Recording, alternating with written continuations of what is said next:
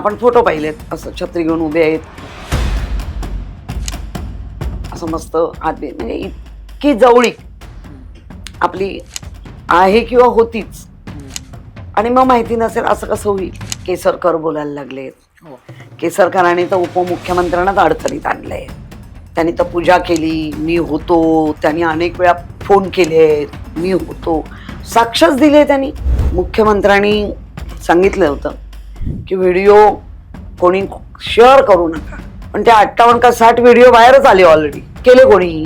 मला म्हणायची गरजच नाही, ऑलरेडी डिक्लेअर आहे केसरकरांच्या मुखातून की मला काय एकट्याला टार्गेट करताय. नीलमताई काय म्हणाले? नीलमताईचा डिनायच करताय.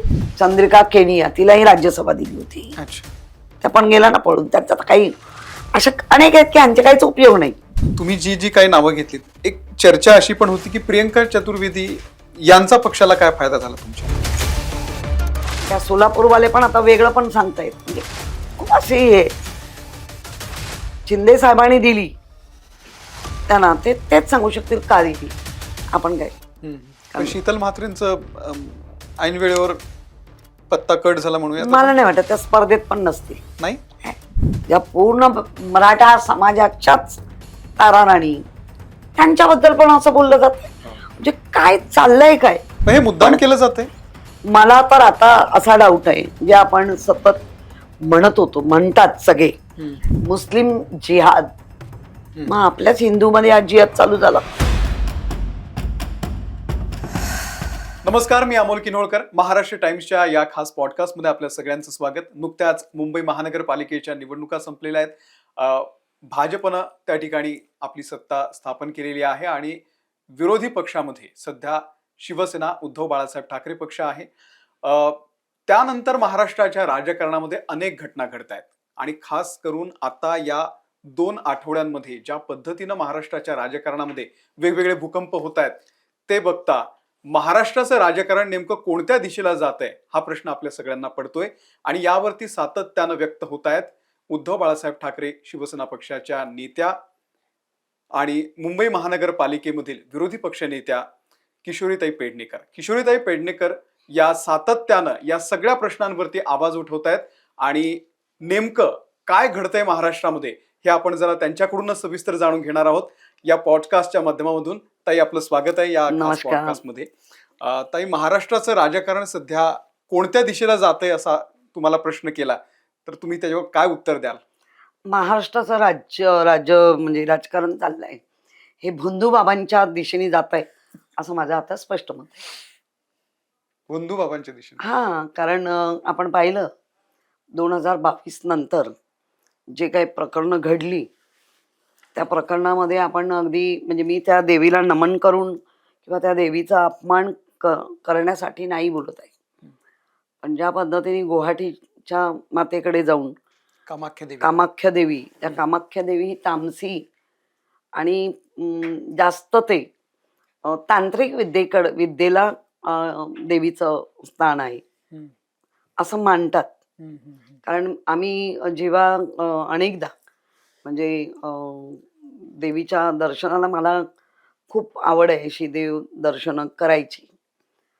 तर ह्या 10 वर्षापूर्वीच आम्ही गेलेलो होतो आणि त्यावेळेला आम्ही म्हणजे असं समोर गेल्यानंतर असा गोठा आहे मोठा, म्हणजे तिथे आम्ही असं पाहिलं होते म्हणून. त्यामुळे तेव्हा चौकशी केली तर ते म्हणाले इथे ते करावंच लागतं, देवीला तोच प्रसाद असतो रक्ताचा. आणि त्या देवीचं आपल्याला माहिती असेल, ज्या वेळेला असं म्हणतात, दंतकथा अशा म्हणतात की पार्वती मातेचे जे शरीराचे कुठल्या त्या एका स्टोरीनी तुकडे झाले, त्यातला एक तुकडा कामाख्या देवीचा जो महिलांचा जो भाग आहे, ज्याला योनीचा भाग म्हणतात, त्याची पूजा होते. आणि ती गोष्ट बरोबर जूनच्या 24, 25, 26, 27 एवढ्या वेळेतच, की त्याच्या आधी दरवाजे बंद केले जातात आणि असं ती कथा आहे. त्यामुळे आपण तेव्हापासून पाहतो आणि आता खराब प्रकरण पण पाहतोय. कितीतरी मंत्री महोदय त्यांच्याकडे गेलेले आहेत. हे तर केसरकरांच्या बोलण्यात ना स्पष्ट आलं की 39 मंत्री गेले आणि फक्त माझंच नाव का असं केसरकर म्हणतायत. ह्याच्यानं आपल्याला कळतंय की ते भोंदू खात. तो ना कॅप्टन पण त्यांनी घेतलेली डिग्री स्वतःहून घेतलेली डिग्री आहे. तो 10वी नापास आहे म्हणे. 10वी नापास आहे तो. हा तेच याचा अर्थ हे आमचे राजकारणी लोक अशा लोकांच्या जाऊन म्हणजे ते आता आपल्याला हे अनेक गोष्टी त्याच्यातनं कळत आहेत की ह्याला मंत्रिपद देऊ नका, ह्याला मंत्रिपद द्या वगैरे वगैरे. मग हे जे मंत्री जे त्यांचं स्वतःचं कॅलिबर नाही का स्वतःच्या ह्याच्यावर, म्हणजे अशा भोंदूबाबांच्या आशीर्वादाने वगैरे. आपली संतांची भूमी आहे, संतांनी आपल्यासाठी इतकं करून ठेवलंय. आपली छत्रपती शिवाजी महाराजांची भूमी आहे, आपण तिथे नतमस्तक आहोत. अशा मंदिरामध्ये जाणं किंवा देवळात जाणं हे सोडून तुम्हाला भोंदूबाबांकडनं कशी काय मनशांती मिळते, असं कुठलं काय. त्यामुळे महाराष्ट्र सध्या भोंदूबाबाच्या नादात आहे.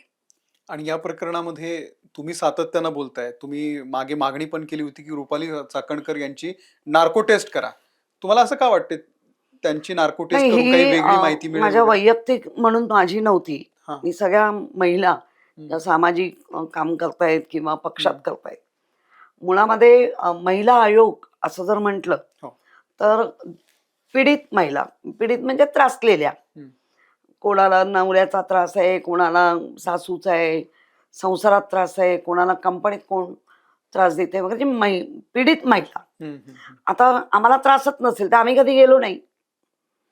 त्यामुळे पीडित महिला जेव्हा त्यांच्यापर्यंत पोचत होत्या आणि ह्याने तर त्यांना गुरु मानला होता.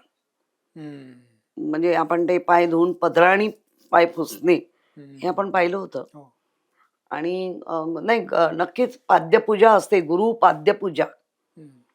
पण त्या गुरुच्या असे जर लक्षणं असतील आणि मग इतकं तुमचं शक्य होतं की तुम्ही कितीतरी वेळ, आता ते फोन पण बाहेर येत आहेत, पण आपण फोटो पाहिलेत असं छत्री घेऊन उभे आहेत, असं मस्त आत, म्हणजे इतकी जवळीक आपली आहे किंवा होतीच.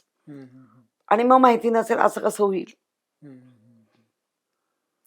मग असं लक्षात आलं सगळ्यांच्याच की अशा पीडित महिला की तुमचं ज्योतिष बघून घ्या, तुम्हाला आता ते आपण तेही बघितलं, एक चिंचुका 1,00,000 रुपये, एक चिंचुका की ज्याला पॉलिश करून एक लाखाला विकले गेले. मध 9 लाखाला. म्हणजे कुठे चाललंय.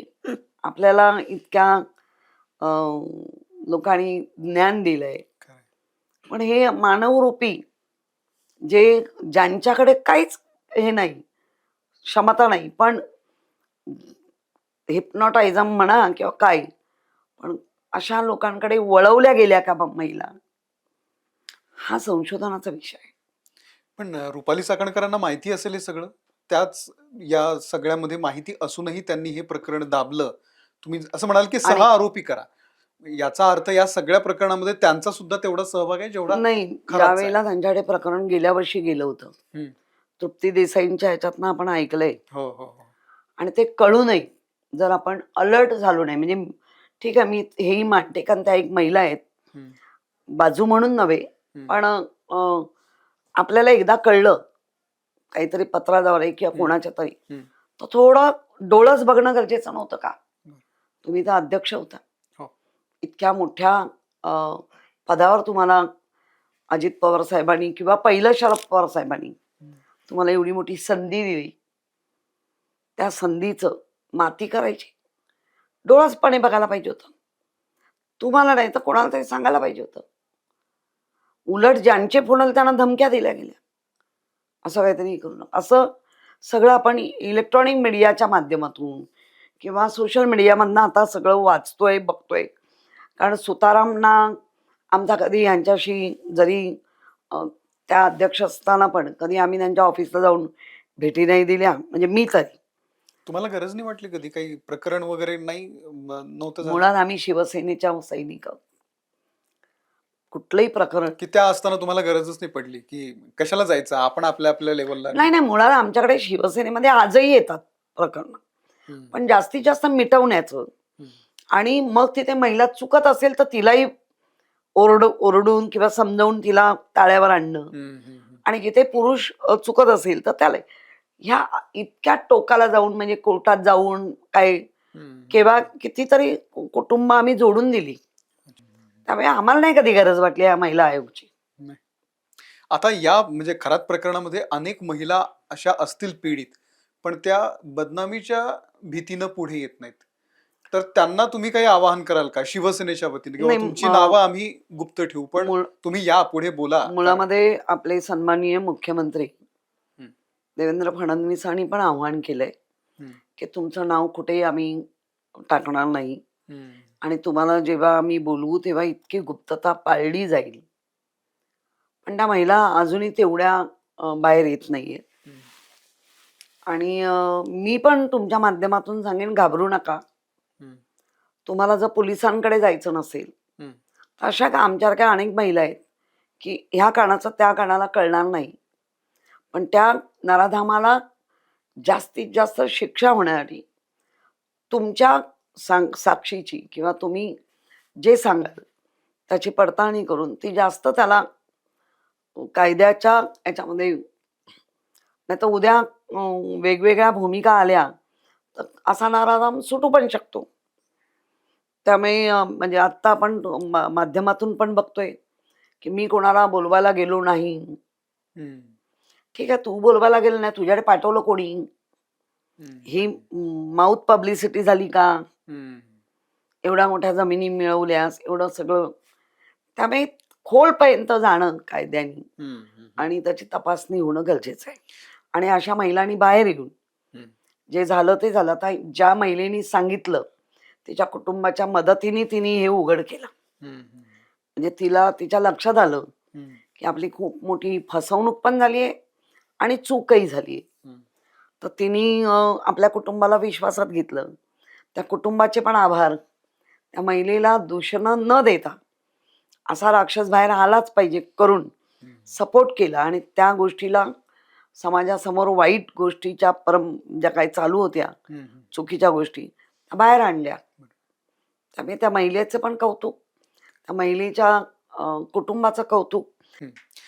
ताई, रुपाली चाकणकर तर याच्यामध्ये आपल्याला फोटोंमध्ये दिसत आहेत वगैरे, इतर अनेक नेत्यांसोबतचे फोटो आहेत. राजकीय वरद हस्त असल्याशिवाय हे एवढं मोठं साम्राज्य उभं राहू शकत नाही. 2,000 कोटी रुपयांची प्रॉपर्टी त्यांनी जमा केली. तर कुठेतरी यंत्रणा जी आहे ती पूर्ण कामाला लागलेली होती. त्याविषयी कोण बोलणार? आज रुपाली चाकणकर दिसत आहेत सगळीकडे, पण फोटो तर सगळ्यांसोबत आहेत. नाही, ज्यांचे फोटो आहेत ते हळूहळू आता बोलायला लागलेत. उदाहरणार्थ नीलम गोरे बोलायला लागल्या, केसरकर बोलायला लागलेत. केसरकरांनी तर उपमुख्यमंत्र्यांनाच अडचणीत आणलंय. त्यांनी तर पूजा केली, मी होतो. त्यांनी अनेक वेळा फोन केले, मी होतो, साक्षच दिले त्यांनी. त्यामुळे सगळे एकमेकांना आता अडचणीत आणतायत आणि स्वतःची सुटका करून घेण्याच्या मार्गावर आहेत. त्यामुळे अनेक पोलीस किंवा सनदी अधिकाऱ्यांच्या महिला कुठे बुद्धी घाण टाकली होती? कसं घडू शकते? म्हणजे सनदी अधिकाऱ्यांच्या महिलांना वाटत होतं की माझ्या नवऱ्याला इथे पोस्टिंग मिळाली पाहिजे, असं मिळाली. काय म्हणजे मग सामान्य जनतेने कोणाकडे बघायचं, कोणाचा आदर्श घ्यायचा?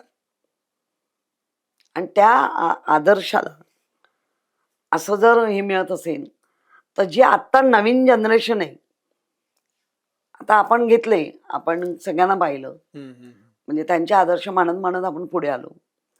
पण जी न्यू जनरेशन आहे आत्ताच, म्हणजे मी आजी आहे, मी म्हणेन माझा नातू नात ह्याने कोणाचं घ्यावं? आत्ता जे दिसतंय ते खरं मानावं का? म्हणजे आमच्या गोष्टी अगदी ज्यांनी शौर्य गाजवलं, ज्या पूर्ण मराठा समाजाच्याच ताराराणी, त्यांच्याबद्दल पण असं बोललं जातंय. म्हणजे काय चाललंय काय? अख्खा इतिहास बदलण्याचं. ते कशामुळे होतं ताई? कोण आहे याच्या मागे? आता मला असं वाटतं की आपण म्हणजे म्हणजे तारा राणींचं तर एवढा इतिहास आहे म्हणजे त्याच्यावर कशी हिंमत होते, कोणी असू दे, हा. आदरणीय असतील, हो हो हो. तुम्ही त्या समाजातले संत असाल, पण हे मुद्दाम पण केलं जाते. मला तर आता असा डाऊट आहे, जे आपण सतत म्हणतात सगळे, की मुस्लिम जिहाद, मग आपल्याच हिंदूमध्ये आज जिहाद चालू झाला. जैन हिंदू, हो. शीख ईसाई हिंदू, आपण जे पंजाबी वगैरे ते हिंदूच आहे. हो. आपण हिंदू, सगळे हिंदूच. मग हिंदूंमध्येच हा बंटवारा होतोय का? आणि हिंदूंच्या मराठा जो एक समाजच म्हणायला हवा, हो. छत्रपती शिवाजी महाराजांच्या कुळातले, कुळातले. हो. त्यांच्या कुळातल्या महिलांनी, ज्या महाराणी तराणी. महाराणी ताराराणी, त्यांचा इतिहास बदलण्याची हिंमत होते की त्या त्या ह्याच्यात. म्हणजे मुळात प्रश्न येतो की छत्रपती शिवाजी महाराज यांनी जेव्हा संपूर्ण हिंदवी स्वराज्य, त्या हिंदवी स्वराज्यामध्ये सगळे झाले, 12 बलुते आले, जाती धर्म सगळेच एकत्र होते. त्यामुळे काय इतिहास बदलला जातोय आणि आपण वर्तमानाकडे वाटचाल न करता पुन्हा आपण भूतकाळाच्या वाटचालीकडे का जातोय? आपला तरुण, आता जी मुलं तरुण होतील किंवा आता तरुण आहेत, त्यांना आपण परत भूतकाळाच्या खाईत नेऊन लोटतोय का? म्हणजे इतकी क्रांती झालीये की आपण चंद्रावर पण घरं बुकिंग चालू झालीये असं ऐकते. म्हणजे इतकी क्रांती असेल आहे, तर मग इतक्या इतिहासाच्या मागची पानं का उलगडली जात आहेत आणि ती चुकीची. बरोबर. जे सामाजिक काम करतायत किंवा जे राजकीय म्हणून काम करतात, त्या लोकांनी हा बेस अजून मदत केला पण पाहिजे. तीच लोक हे सगळे वाद उकरून काढतात. म्हणजे मागे जितेंद्र आव्हाड सभागृहात काय बोलले तुम्ही ऐकलं असेल, छत्रपती शिवाजी महाराजांच्या राज्याभिषेकाच्या संदर्भात. तर हे राजकीय जे नाही, नुसतं जितेंद्र आव्हाड नाही, बाकी सगळेच काढतायत. म्हणजे एकूण एक हा, पण मग याच्यावर वाचाळवीरांची याच्यावरच राजकारण होणार आहे का याच्या पुढे? तेच आम्हाला, म्हणजे माझ्यासारखी तर तेच म्हणेल की असं नका करू. कारण आमच्या भावी पिढीला, ज्या आपण म्हणतो ना वंश परंपरा, त्या भावी पिढीने काय बघावं? हे असे भोंदू बाबा, हे असे म्हणजे कोणीतरी मला विचारलं की यावेळेला काय दिलं बजेटमध्ये, तर म्हणलं का मोठा भोंदू बाबा दिला ना बाबा, कारण त्याला एवढी खैरात झालीये शासकीय, असे किती असतील. त्यामुळे आपल्या पिढीला मजबूत करायचं असेल तर नुसतं बोलून चालणार नाही. मुख्यमंत्र्यांनी सांगितलं होतं की व्हिडिओ कोणी शेअर करू नका, पण ते 58 का 60 व्हिडिओ बाहेरच आले ऑलरेडी. केले कोणी? का केले? तिथे महिला, ठीक आहे, ज्या कोणी महिला गेले त्या चुकीचं होतं, कारण आपण ते पण पाहिलं, त्या काचेतून पाठी समोर कोण बसले ते दिसतंय. ते दिसतंय. हो. काय हिंमत आहे, कुठलीच भीती नाही. मग ही भीती कशामुळे गेली? तर अशाच राजकीय क्षेत्रातल्या मोठ्या सपोर्ट, की अरे माझं काय कोण वाकडं करणार. कोण आहे असं वाटतंय तुम्हाला? अहो, आपण काय म्हणायचं, केसरकरांनी सांगितलं ना 39 मंत्री सगळे, मला म्हणायची गरजच नाही, ऑलरेडी डिक्लेअर आहे केसरकरांच्या मुखातून की मला काय एकट्याला टार्गेट करताय. नीलमताई काय म्हणाल्या? नीलमताई तर डिनायच करतायत. पण ते तृप्ती देसाई त्या म्हणाले मी प्रोत्साहित देते. त्यामुळे जास्तीत जास्त महिला, म्हणजे अशा उच्च पदावर बसलेल्यांनी असं बाधित होणं किंवा अशा पद्धतीने होणं, आणि निश्चित नीलमताई मला मंत्री करतील का, मला ह्याच्यावरच राहायचं अशा यांनी असतील. कारण त्या म्हणतायत की त्यांना या इथं ठिकाणी भेटले अनेकदा वगैरे. आता तो सगळा सीडीआर बाहेर येतोय ना सगळ्यांचा, आपल्याला कळेलच. नीलमताईंवर तुमचं विशेष प्रेम आहे. नाही, माझं विशेष असं नाही. ज्या पद्धतीने तुम्ही 2 शब्द वापरले, मी तुम्हाला दाखवतो. नाव गोरे, कार्य काम हा ते सगळेच काळे. म्हणतायत ना. पडलेला धोंडा पण म्हणाला तुम्ही हो, परवा. पडलेला धोंडा, आमच्या पदरात पडलेला धोंडा आहे. का हो, म्हणजे का तुम्ही नाही नाही नाही नाही, कसं झालं का, बाळासाहेबांवरती बाळासाहेबांनी पहिली हे दिली, त्या दिवसापासून ते अगदी निघून जाईपर्यंत कुठलं मला तुम्ही सांगायचं तुमच्या बाजून पुण्यात काय चाललं होतं, किती विरोधात जिथे होत्या तिथे किती विरोधात बोलवते, कुठली पुण्याची बांधणी आमच्यासाठी केली बरोबर. पक्षासाठी, कुठल्या उलट बांधणीमध्ये खो घालायच्या, हाच बरोबर नाही तोच बरोबर, काय त्यांच्या मनात होतं मला नाही माहिती. त्यामुळे आम्ही जन्मापासून पक्षाबरोबर राहिलो आहोत. आणि मला वाटतं मी ॲक्च्युअल काम 1983 पासून करायला लागले अच्छा. पक्षात. मंदाकिनी चव्हाण म्हणून आमच्या हार्डकोर शिवसैनिक, ज्या एकमेव काष्टी पातळ नेसणाऱ्या, नऊवारी, तेव्हापासून नंतर दुसरं कोणी नाही ना, नाही ना. कोणीच नाही. आणि त्या कशा मिल कामगारांचा आवाज, त्या मिल कामगारांच्या जेव्हा सभा घ्यायच्या गेटवर, त्यावेळेला मी त्यांच्याबरोबर असायची गेटवर. अनेकदा त्यांचा टेबल पकडून टेबलावर व्हायच्या. त्यामुळे तो जो त्यांचा बाणा किंवा मुळातच धाडसीपणा, जो नाक्यावरचा जो म्हणतात ना बऱ्याच वेळेला. पण तुम्ही असं एवढ्या तळागाळातून काम केलेलं आहे, मग कुठेतरी पक्षाकडून अन्याय झालाय की बाबा नीलमताई सारख्यांना सातत्यानं त्यांना मोठी मोठी पदं मिळाली, विधान परिषदा मिळाल्या, मग तुमच्यासारख्या नेत्यांना ज्यांनी अगदी सुरुवातीपासून फाउंडेशन पासून काम केलेलं आहे ते कुठेतरी मागे राहिले याच्यामध्ये? नाही, बऱ्याच वेळेला पक्षाचं एक म्हणजे बघण्याचं विजन वेगळं असतं. अच्छा. की ज्या चळवळीतून त्या आल्या आहेत आणि त्यांच्या चळवळीतला आपल्या पक्षाला काय उपयोग होईल का, कारण महाराष्ट्र बांधायचा होता. बरोबर.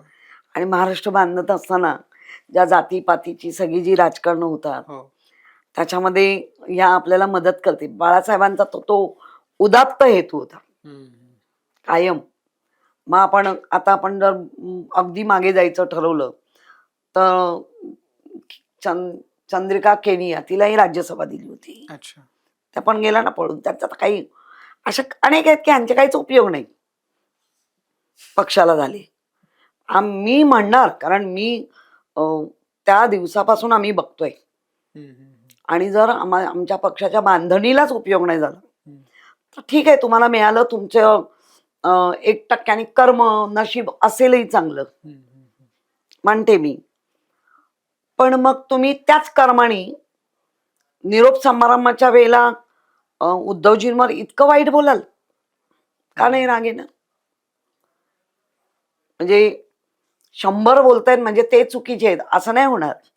आणि तेव्हा म्हणजे मला आठवते एकनाथ शिंदेनी 2-3 वाक्यामध्ये विषय मिटवला तो निरोप समारंभाच्या वेळी.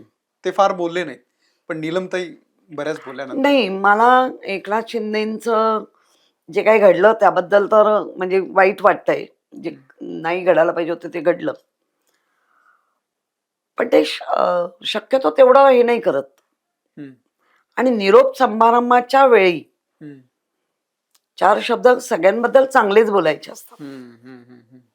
ह्यांना आता काहीतरी परत मिळवायचंय, कुणाला तरी खुश करायचंय.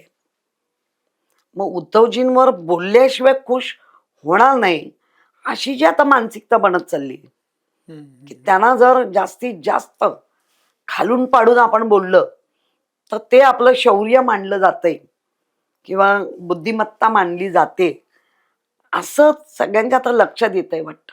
मग त्या पक्षामध्ये सगळे असेच आहेत असं वाटतं तुम्हाला, की शिंदे साहेबांना खुश करावं? उघड उघड बोलतात. शीतल म्हात्रेंना पण राज्यसभेची उमेदवारी मिळेल, म्हणजे हवी होती म्हणा, मिळेल नाही, पाठवलं जाईल असं वगैरे चर्चा पण होती काहीतरी, आपणच घडवायची. ज्योती वाघमारेंना मिळालं नाही, ज्योती वाघमारेंचा माझा काही परिचय नाही. अच्छा. एकंदर त्या ज्या पद्धतीने ज्या सुसाट आल्या, आणि ते तर सुसाट उद्धवजींवरच होतं. म्हणजे तुम्ही जर पहिली भाषणं काढा, आता जे सौम्यपणा आहे ना तो तेव्हा नव्हताच. मग तुमच्याच सगळ्यांच्या किंवा सोशल मीडियाच्या माध्यमातून बक्षिशी असं ऐकतोय आम्ही. आमचा सुताराम संबंध नाही, माझा तरी कधी पाहिलं नाही. कुठेतरी म्हणे सोलापूरच्या ह्याच्यात, आणि मग त्या स्वतःहूनच आता सगळं सांगतायत. पण त्या सोलापूरवाले पण आता वेगळं पण सांगतायत. म्हणजे खूप असे हे शिंदे साहेबांनी दिली त्यांना, तेच सांगू शकतील का दिली, आपण काय. पण शीतल म्हात्रेंचं ऐन वेळेवर पत्ता कट झाला म्हणूया. मला नाही वाटत त्या स्पर्धेत पण नसतील. नाही, पण चर्चा होती. कॉम्पिटिशन मध्ये पण नसतील. चर्चा काय, मी 10 जणांना सांगून चालू की चर्चा होणार. अंतिम निर्णय काय. पण शीतल म्हात्रेंचं राजकारणाबद्दल तुम्हाला काय वाटतंय? मी नाही बोलणार का, कारण मी त्यांना अगदी आमचं एमडॅकचं एक डिपार्टमेंट आहे, एमडॅक म्हणजे एड्स अच्छा, महापालिका, ओके, हा, त्याच्यात त्या नोकरी करताना मी पाहिलंय. अच्छा, हा, 2003-04 तेव्हा एकंदर 20-22 वर्षाच्या. बरं, त्याच्यानंतर मनसेत घुसणं पाहिलंय. अच्छा, ओके. त्याच्यानंतर मग तिथून पण जोरात करून आमच्याकडे आलेलं पाहिलंय. आमच्याकडे मागच्या वेळेलाच उठाव झाला, म्हणजे त्यांनी केलेला तेव्हाच त्यांना द्यायला नाही पाहिजे होतं, हे मी आज उघड सांगेन. तरी पण माफ करून 17 तिकीट दिली, निवडून आल्या. 2 वेळा प्रभाग समिती दिली, 1 वेळा विधी समितीचा अध्यक्ष बनवलं, आणि 2 वर्ष काही नाही दिलं. त्याचे फळं आम्ही भोगतोय. त्यामुळे अशा ज्या वाचाळ करून काहीतरी अशानं त्यावेळेला थांबवायला पाहिजे होतं. कारण तिथे बऱ्याच महिला आमच्या आहेत ना, तेव्हा त्यांच्यावर नाही का अन्याय झाला मग.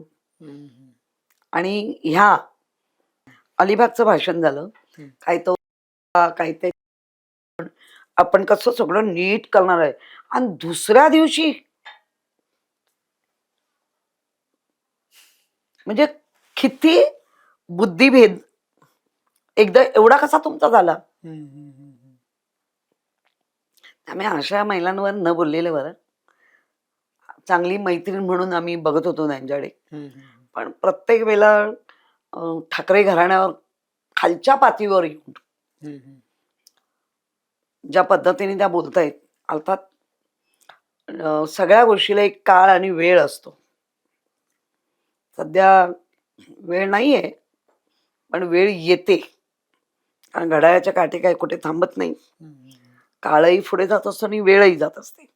आम्ही त्याचं वाट बघू. आताही तुम्ही जी जी काही नावं घेतलीत, एक चर्चा अशी पण होती की प्रियंका चतुर्वेदी यांचा पक्षाला काय फायदा झाला तुमच्या, त्यांना खासदारकी देऊन, तेच त्याबद्दल तुमचं काय म्हणतं? प्रियंका चतुर्वेदी यांचा काय फायदा झाला, तर निश्चित फायदा आहे. कारण त्यांनी ज्या पद्धतीने जर आपण त्यांची भाषणं पाहिली तर बऱ्यापैकी त्यांनी आवाज पक्ष म्हणून नसेल, पण एक खासदार म्हणून एक जो आपला इम्पॅक्ट तो त्यांनी उठवलाय. अगदीच नाही म्हणता येणार नाही. आणि त्यांचं जे काम पाहिलंय, सैनिकांबरोबरचे एक ज्याला म्हणतो ना आपण की कोणी गेल्यानंतर त्यांना काम करण्यासाठी, तर ते पाहिलंय आम्ही, म्हणजे मी पण पाहिलंय. त्यामुळे मी असं नाही म्हणणार की अगदीच यांच्यासारखं शून्य. आता सध्या मुंबई महानगरपालिकेच्या निवडणुका झाल्या, भाजपनी तिथे सत्ता स्थापन केली, तुम्ही आता विरोधात आहात, पण दृश्य असं दिसतंय की सध्या महिला राज आहे महानगरपालिकेमध्ये. पालिकेच्या आयुक्त आता महिला आहेत, महापौर आहेत, विरोधी पक्ष नेत्या म्हणून तुम्ही काम करताय, तुम्ही सुद्धा महिला. तर महिला राज महानगरपालिकेमध्ये दिसतंय, कसं वाटतंय काम नाही, करायला? एक बसवलाय ना उपमुख्यमंत्री, उपमहापौर, तो जेंट्स आहे. आता सगळेच कसे चालतील ताई? मग महिला राज मी म्हटलंच. महापौर पद महत्वाचं ना. नाही, महापौर पद आरक्षणाने आलेलं आहे. आणि म्हणजे मी त्यावेळेला पाहिलं असेल, मी आरक्षणाच्या वेळेला आवाज उठवला होता तिथे जाऊन. कारण एकदा आरक्षण ओपन झालं होतं. चिटिंग झाली म्हणजे तर ताई? नाही सांगते ना, आरक्षण महाडेश्वर बसले हम्म, हम्म, ओपन, हम्म. दुसऱ्यांदा पण ओपन. बरोबर. ओपन मधनं महिला म्हणून मला दिलं ओपन महिला. उद्धवजींनी. हो, नाही, ओपन महिला नव्हतं, ओपन फक्त ओपन. म्हणजे स्त्री किंवा पुरुष. Okay okay. हा. म्हणजे महाडेश्वरच्या वेळेला पण तेच झालं. स्त्री किंवा पुरुष होतं. नाही, ते ओपन होतं, ओपन. म्हणजे पुरुष. ओपन पुरुष. ओके. हा, तेव्हा पण कोणी बसवलं मग त्याला देईल, हम्म, त्यांना देईल. हम्म, इथे पण पुरुष बसू शकला असता, हम्म. स्त्री म्हणून पण, तर मला दिलं. ओके. आणि तिसऱ्यांदा पण हम्म, ओपन स्त्री काढता तुम्ही. हम्म, आणि जे तिथे प्रक्रिया चालू होती ती खरं म्हणजे त्या प्रक्रियेमध्ये जी कारणं दिली हम्म. त्या कारणामध्ये आदिवासी किंवा म्हणजे SC ST हम्म. असं आरक्षण येणं अपेक्षित होतं आणि तेच रोटेशनला बरोबर होतं. आणि ते नगरसेवक तुमच्याकडेच होते. नाही, मी असं नाही म्हणणार की माझ्याकडे होते म्हणून येणं, पण जो रोटेड ज्याला त्या सांगत होत्या हम्म, हम्म. त्याचा कम्प्लीट विरोधाभास दिसला ना, म्हणून आवाज उठवला अच्छा. की तिसऱ्यांदा पण तुम्ही मग ओबीसी महिला द्यायचं होतं तुम्ही.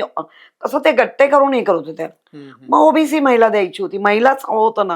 हम्म, आतापर्यंत बऱ्याच याच्यामध्ये ओबीसी महिला नाही बसली. हम्म, हम्म, आमचं म्हणणं होतं की आम्हालाच द्यायचं नाही, म्हणजे ओपन उलट आनंद होता. हम्म, हम्म, पण तुम्ही महिला ओबीसी द्यायची होती, मग हम्म.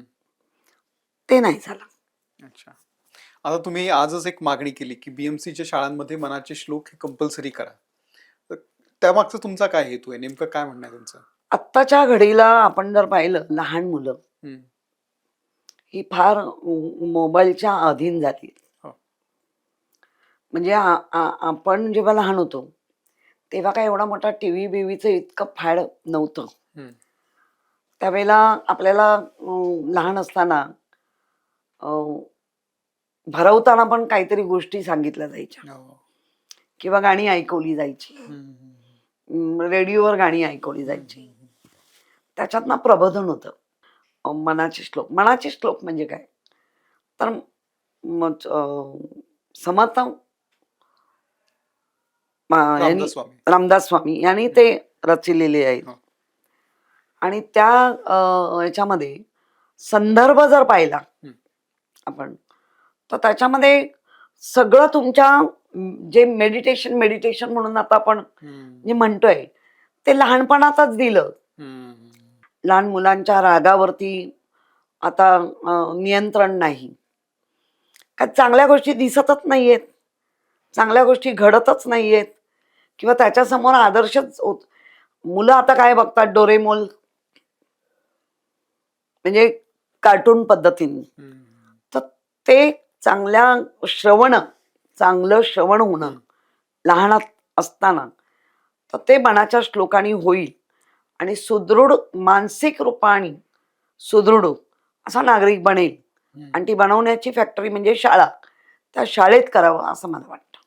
पण आता याला धार्मिक अँगल पण येतोय, म्हणजे ओबीसींनी किंवा MIMनी या सगळ्या याला विरोध केलेला आहे. कारण शाळेमध्ये काय फक्त हिंदू धर्माची मुलं नाहीये, तिथे ख्रिश्चन पण असतात, तिथे मुस्लिम धर्माचे पण असतात. तर मग त्याला असं धार्मिक अँगलनी पण जोडलं नाही, जातं. मुळामध्ये हा धार्मिक म्हणजे तिथे कुठली पूजा नाहीये, हा श्रवणाचा भाग आहे, याच्यावर कुठला अभ्यास नाहीये. बरेचदा आणि वंदे मातरमला पण विरोध झालेला आपण बघतोय. नाही, खरं म्हणजे विरोधाला आता ज्यांनी MIMचा जो गटनेता आहे तो तर हिंदू आहे. कुठून काय होतंय मला नाही माहिती, पण माझा उद्देश एकदम स्पष्ट आहे की जर आपण आपल्या स्कूलमध्ये अख्खं वंदे मातरम म्हटलं पाहिजे हे वगैरे मागणे, तर याच्यामध्ये मनाचे श्लोक. आता बऱ्याच जणांनी सांगितलं की आमच्या शाळा कोणाच्या कॉन्व्हेंट आहेत, कोणाच्या, तर आम्ही महानगरपालिका आम्ही सगळ्या भाषा शिकवतोय. आणि महाराष्ट्रामध्ये ज्याला अभिजात दर्जा आत्ता मिळालाय तो मराठीला मिळालाय. आणि महाराष्ट्राची बोलीभाषा काय आहे? मराठी आहे. त्यामुळे कंपल्सरी मराठी. हे मनाचे श्लोक काही संस्कृत नाहीये, सरळ अगदी मराठीत आहेत. मग ते ऐकणं, श्रवण करणं किंवा त्यांना शिकवणं, त्याच्यातला अर्थ देणं, हे काय गैर असेल असं मला वाटत नाही. एमआयएमनी का विरोध केलाय? आता तुमच्या मदरशांमध्ये हे तुम्ही पण ज्या गोष्टी शिकवताय त्या धर्माच्या शिकवताय. आमचा हिंदू धर्म तर सर्वांना घेऊन चालणारा धर्म आहे. कुठे आपण कधी कोणाचे भेदभाव केलेत? त्यामुळे असा भेदभाव आणून उगाचच विरोध करणं मला वाटतं चुकीचं होईल. आणि माझा तो भाव नाहीये. माझा भाव आहे की सगळा नागरिक, सगळे, मग कुठल्याही जाती धर्म पंथाचे असू देत, त्यांच्यावर असे ते चांगल्या भावनेनी जर शिक्षकांनी शिकवलं, काही केलं, तर मला वाटतं चांगला नागरिक घडेल. एक शेवटचा प्रश्न विचारतो ताई, आज बाळासाहेब ठाकरे असते आणि हे सगळं बघितलं असतं तर काय केलं असतं? दुःख झालं असतं प्रचंड त्यांना. आणि सडेतोड सगळ्यांची शाळा घेतली असती साहेबांनी. एकाला पण असं ठेवलं नसतं की कारण तो त्यांचा अधिकार, त्यांची वाणी तर म्हणजे मला वाटतं ते गॉड गिफ्ट होतं हो. त्यांना. आणि ताकद होती, आहे त्यांची. आजही त्यांच्यात नावावर राजकारण चाललंय. कुठले विचार इकडे गेले, आम्ही बाळासाहेबांचे विचार घेऊन चाललोय, काही म्हणजे शेवटी बाळासाहेबांवरच दुकानं चालली. ज्यांच्या मुलाला तुम्ही जे जे दूषणं देऊन गेलात, ती सगळी दूषणं आता तुमच्या सोबत पुन्हा घडतायत. त्यामुळे बाळासाहेब हे बाळासाहेब.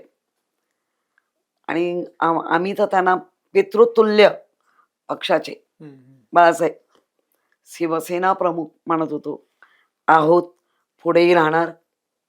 त्यामुळे भूत भविष्य वर्तमान हे बाळासाहेबांचं नाव घेतल्याशिवाय चालत नाही, हे आपल्याला दिसतंय. निश्चित. ताई, आता तुमची नवीन इनिंग सुरू झालेली आहे विरोधी पक्षनेते पदाची.